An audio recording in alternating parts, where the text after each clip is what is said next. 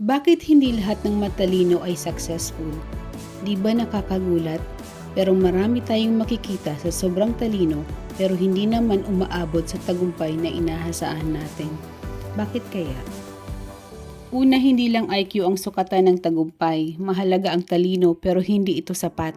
Kailangan rin ng emotional intelligence, yung kakayanang makitungo sa tao, mag-adjust sa mga sitwasyon at mag-handle ng pressure. Kahit gaano ka katalino, kung hindi ka marunong makisama o mag-adjust, mahirap umangat.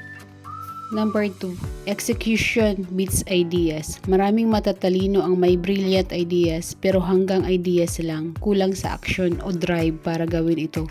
Tandaan, kahit gaano kaganda ang plano mo, kung hindi mo naman ito tinatrabaho, walang mangyayari. Resilience overcomes intelligence. May mga tao na kahit hindi matalino sa traditional sense, hindi sumusuko. Yung tipong kahit ilang beses silang bumagsak, tuloy pa rin. Sila yung willing matuto sa pagkakamali. Kaya nagiging successful sila in the long run. Hindi binibigyan pansin ang health. Success requires energy, focus at resilience. Pero kung hindi inalagaan ang physical at mental health, kahit gaano ka katalino, babagsak ka rin. Mahalaga ang balancing lifestyle para magtagal sa laban ng buhay. Nasa maling lugar o pagkakataon. Ito ang madalas nakakalimutan. Kahit matalino ka kung nasa maling industriya, trabaho o environment ka, hindi mo magagamit ng buo ang potential mo.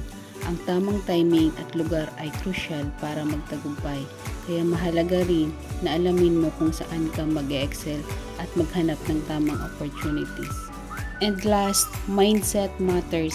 Minsan yung sobrang talino ay nagiging dahilan ng overthinking at fear of failure. Yung tipong naiisip na nila lahat ng posibleng pumalpak, kaya hindi na sila tumutuloy. Samantalang yung iba, kahit hindi ganun katalino, sumubok lang. Yung growth mindset ang nagdadala sa kanila sa success. So hindi sukatan ng success ang pagiging matalino.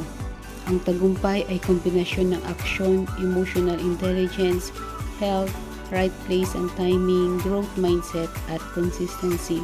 Kaya kung pakiramdam mo hindi ka matalino, huwag kang mag-alala. Lahat tayo may chance maging successful. Basta may sipag at tiyaga. Kung nagustuhan mo ang video na ito, huwag kalimutang mag-like, comment at subscribe. Salamat sa panonood and remember, success is for everyone na willing magtrabaho para dito.